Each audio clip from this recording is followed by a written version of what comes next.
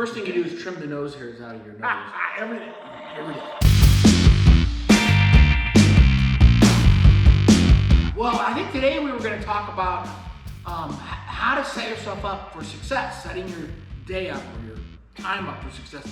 What we found is that as we've retired and we've had our own thing, you can do whatever you want, whenever you want. There's really no agenda, but there's also some challenges, right? That is the challenge. You can do whatever you want. You don't have to do anything. You can sleep in until noon and you can go to bed at 6 p.m.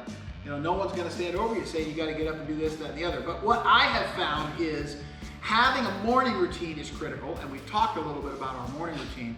But in order to have a good morning routine, you got to have a good evening routine. It actually starts the night before. Yeah, I get a reminder on my phone. To what? On Go to my sleep? watch. No, that it's time to set up for bed. Oh. Do you do that? Yeah, I got a reminder too. And what are the kinds of things you do to get ready for bed? Well, you just kind of do your bed routine, right? And then I usually kind of just wind down and relax a little bit with something. I usually check my crypto. Of course you Does that work? Does that qualify? I'm not sure that qualifies. Yeah, I think you want to stop watching TV. That's one of the things, because you want to reduce the stimulation, especially if you're having trouble sleeping. These are good bedtime routines.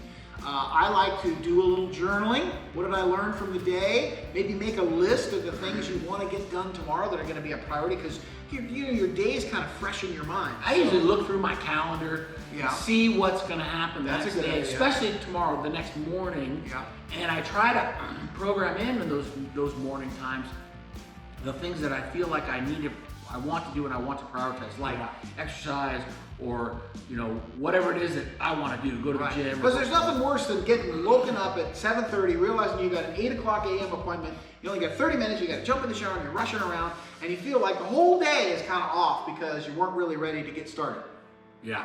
So if you check your calendar the night before, you're ready for what's going to happen. Mentally, you're prepared for it. I found myself at times setting myself up for the next day, and then I get up a little earlier without the alarm, and I'm more prepared. I kind of know what's coming, so I've already kind of mentally prepared for that. Yeah, that's one of the fun things for sure about working for myself or being semi-retired. I can get up without an alarm clock. I try not to set appointments super early, so 9 o'clock, 10 o'clock, that's kind of when my official meetings kind of start. That way I'm not rushing around first thing in the morning. I can start out nice and slow. I might do even a little meditation before I go to sleep at night. Wow. Yeah. Really? I got a whole thing, buddy. You don't have any idea. I know there's times that, because we spend some time together in Colorado and here, times when I'll go down and see if Ken's up and about around 10, 11 o'clock, and he's just getting into his morning routine, and I know he's gotten a little bit of a late start. Of course, that's one of the advantages of being an entrepreneur, working for yourself. That's right. But he prioritizes his morning routine to help him get set up. Yeah. So he just does that morning routine whenever it is that he gets But I like the idea of checking your calendar the night before, knowing what's coming at you. That's really important. And then setting yourself up for success by making a list of the 3 or 4 things that you're going to accomplish the next day, so that you're clear, your intentions are clear when you get up and when you start your day. You know what you're going to do first, second, and third. You're not sort of trying to figure it out, foggy-headed. What am I going to do now? One of the things that I've used is a focus journal, like a planner, where you could write down the night before. You can write down the 2 or 3 things you really want to do the next day, whether they're in the morning, in the middle of the day, whatever.